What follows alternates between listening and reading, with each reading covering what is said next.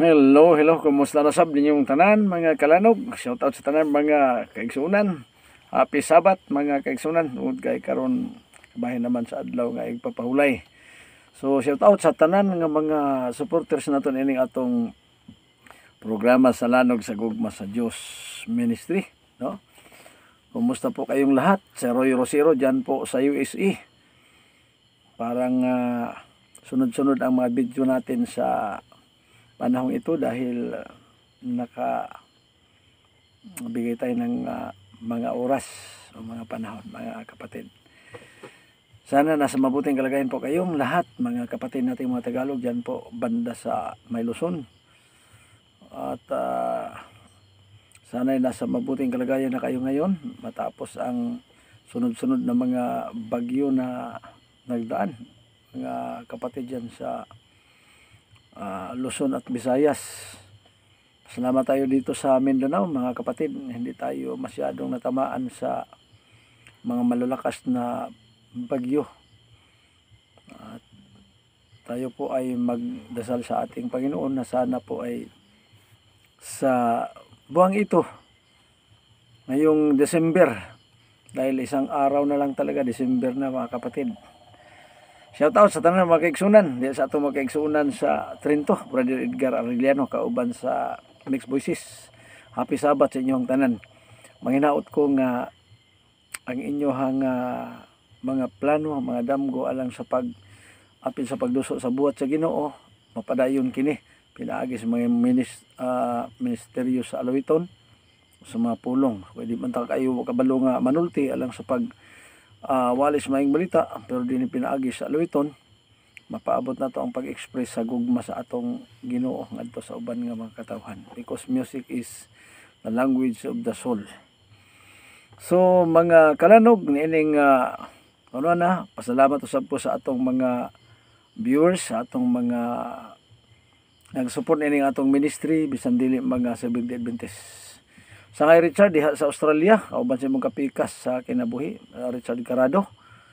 So mahinaot ko naa mo sa maayong panlawas ni nga panahon na kung ma-views man niyo kini atong video. So sa tanan-tanan, Sir Joel Babatid, murag wala na ko di para sa inyo kung naa pa ba mo sa gawas ni nga hangtod ni mga kapanahonan karon. So mahinaot ko nga naa mo sa maayo nga panglawas. Dili na ko malimtan ang inyong mga kaayo sab kung nilabay nga mga tuig, kayo mo kita sa pagwali. Kauban na to ang giilapod magkiatang magwawali sa Manila nga si Richard Thompson, no? Nakaabot po din sa atong dapit sa makilala. So niini nga maong video mga kalanog, sudo na napuntay mga butang nga hisgutan. Niini nga ato nga video kay importante ni aron nga ato nga madungagan ang ato nga kalig-on sa atong pag-alagad sa Ginoo, kay doon na mga tao karon nag-anam-anam panghawa nining atong iglesia, no, tungod sa mga bakak nga gibalik-balik mga kalanog. Unya madugay labi nagduna tay mga bikil sa atong mga kaubanan, labi na natay makiubos sa mga kadagkuan sa atong misyon, sa atong mga kapasturan. Kini yung igsoon agi gyud ini gani bisan karon murag nakita na kun dunay mga diskriminasyon, pero dili sila moy ato nga gitan-aw tungod kay sila dili moy manluluwas nato. Kamo na nga sa giingon na nako dunay mga argumento sa milabay natong video nga doon na nagpamugos pagpangutana nga doon na ba'y mabasa nga si Ellen G. White gihimo sa Dios nga propeta. So dili na babag sa atong pag-alagad mga igsoon kung di man mabasa nga si Ellen G. White gihimong propeta. Nga naman kay dili na kinahanglan nga isulat sa Biblia si Ellen G. White, kay sa 18th century na nigawas. Dili na kinahanglan isulat nga naman. Wala pa Ellen G. White. Pareha pananglitan sa eroplano. Di man kakabasa sa Biblia ana, kay sa pagbuhat sa Biblia wa pa eroplano. Nya karon di ka mutuo nga nay eroplano, nga naa man di eroplano. Mao na nga doon ay mga butang, mabitaw na ang logic sa mga CFD. Nga kung dili mabasa, dili na day tinuod. Dunay dili mabasa pero tinuod. So ibalik nato sa ilang prinsipyo. Dunay mabasa nga tinuod, duna po'y dili mabasa nga tinuod. Mao nang giingon og implicit. dili man litra por litra, pero di kita mobiya niya ng litra por litra. Ano man, kay wa man tay mabasa mga kalanog kung way litra. Saon ko mo pagbasa kung way litra? Mo nang unang-una kinahanglan kita ng litra por litra. Dunay litra por litra nga tumpak yun ang gibasa o ang gipasabot sa imong gibasa. Pero dunay dili nimo mabasa tumpak sa ipasabot, pero dunay litra por litra. Para sa pananglitan sa Joel 2:28. Nagisulti diyang sa ulahing mga adlaw, ibubo ko ang akong Espiritu Santo. Mga tigulang, mga bata, mga babay, managpanulti o mga mensahe sa Dios. Pag yung ulahing mga adlaw, masabot na to nga diha na nabilong mga kalanog. Si Ellen G. White, ulahing mga adlaw, pareha na to karon.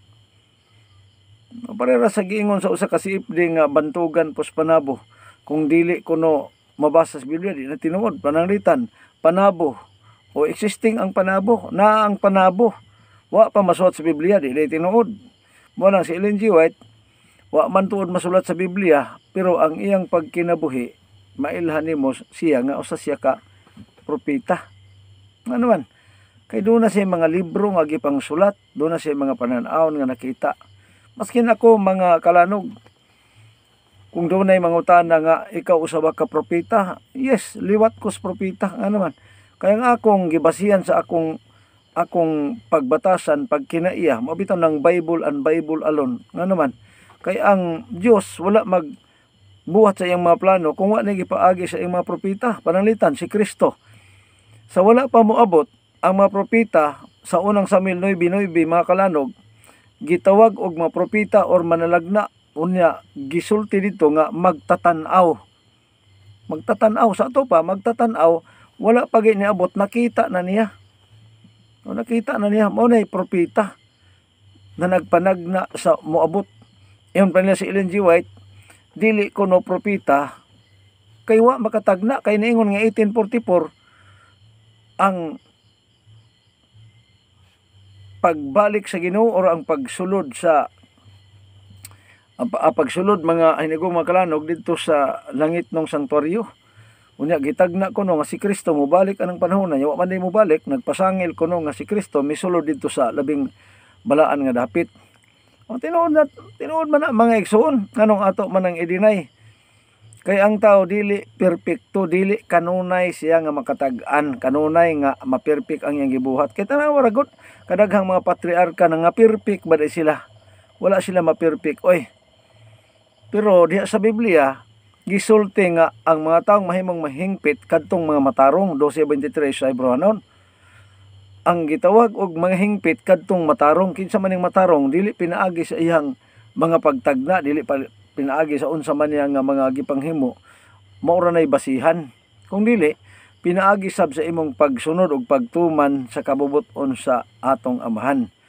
Mabitaw na nga bisan si Kristo, niingon sa 10:20 sa Lucas ay mo kalipay nga ang mga espiritu mutuon ninyo, mugawas kung inyong manduan. Usa na sa mga buluhaton.